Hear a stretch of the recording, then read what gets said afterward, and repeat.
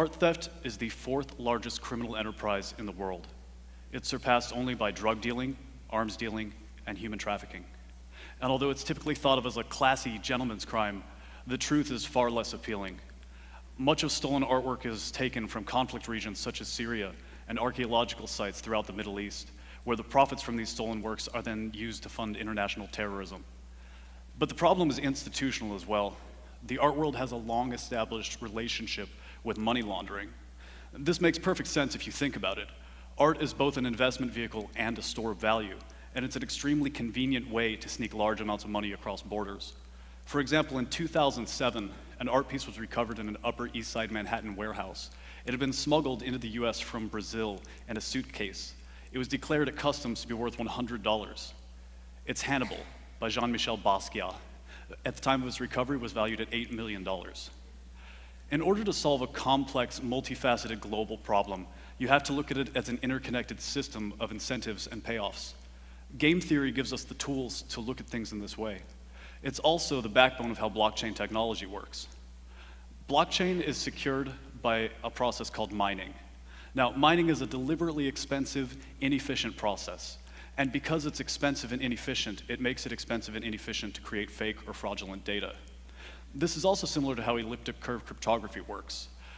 It's a math problem that's simple to solve in one direction, but completely infeasible to solve in the other way. This is called the hard problem.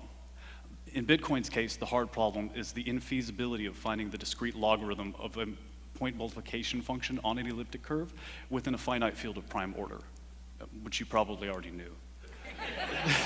In any case, to secure anything, you have to look at your attack vector and the cost of that, raise the cost, and lower the payoff. So we're just dealing with incentives. I'm a mixed media artist as well as an open source developer. So the idea of using blockchain technology to secure my artwork made perfect sense to me. Whenever I sell a signed original, I create a unique digital asset that goes along with the piece. This acts as a transferable certificate of authenticity. This makes it almost impossible to forge my work because you would have to forge both the work and the token that accompanies it. Or if you stole a piece, you would have to sell it without its token, which would be like selling a car without its title. If you can imagine someone said, hey, pay me $30,000, here's this car, it's brand new, like almost no miles, I don't have a title. You would say, okay, you don't have a title, it's a felony for me to buy this, I'm not gonna pay $30,000 for a stolen car. Would you take $1,200? Everything has its price, right? The point is that tokenizing artwork makes sense for both the artist and the art buyer. The artist has a higher value of their work that can no longer be forged or counterfeited, and the art buyer has a higher secondary market value for the piece that they own. And tokenizing doesn't work just for artwork, but any kind of collectible or any item that achieves value through its scarcity. You can rarefy any type of collectible, and including digital collectibles. This is going to have huge implications for all kinds of industries, including designer apparel products and limited edition apparel. Your upscale handbags and shoes, you'll never have to wonder if it's authentic or not if you're buying it at secondary market. But the real big thing here is that these tokens can then be traded on decentralized cryptocurrency exchanges, just like you would trade a stock. This is going to give regular households the opportunity to participate in owning and trading artwork as an investment vehicle, a privilege previously only for the affluent. That will fuel a massive grassroots boost in the art markets around the world. And that's what this is really about. It's not just about stopping art theft, but it's about creating this new renaissance that we're about to experience through tokenized artwork. We live in a world where the digital representation of a thing means more than the thing itself.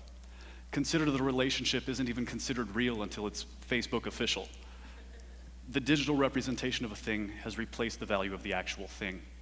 It's already happening. Bitcoin is worth more than physical gold, and it is worth more than physical gold.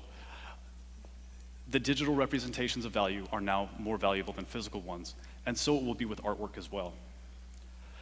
With all of the joint task force and police and raids and all the violence in the world, you can't stop a black market.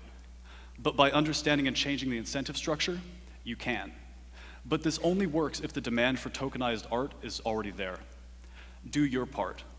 Ask your favorite artists to tokenize their work, insist that artwork that you buy includes a token, and please, support artists from the crypto world. Thank you.